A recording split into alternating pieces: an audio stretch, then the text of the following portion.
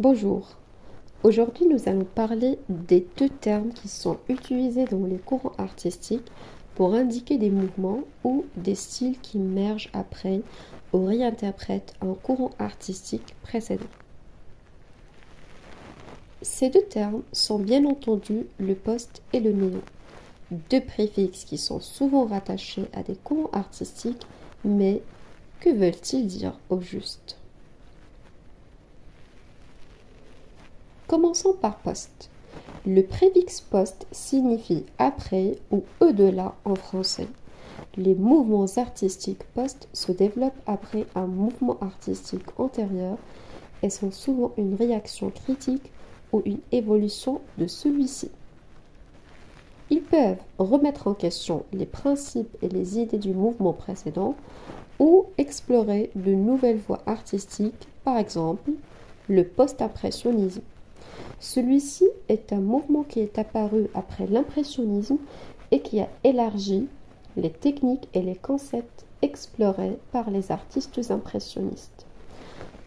Entre parenthèses, le post-impressionnisme est un terme qui a été inventé par le critique d'art anglais Roger Fry lors d'une exposition à Londres, et les artistes les plus représentants de ce style pictural sont Van Gogh, Paul Cézanne et Paul Gauguin. Passons maintenant au terme néo. C'est un préfixe qui vient du grec et signifie nouveau ou remanié.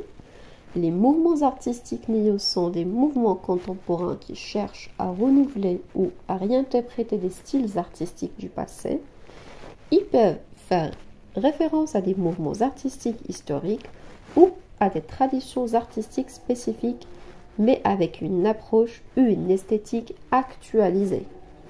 Par exemple, on en trouve le néo-impressionnisme, une appellation qui a été inventée cette fois-ci par le critique d'art Félix Fénéon, appelé parfois le pointillisme ou le divisionnisme, dont Seurat fut le précurseur.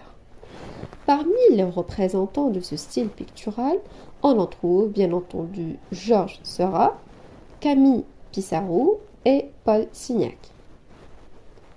C'est tout pour cette capsule vidéo d'art. Merci et à la prochaine.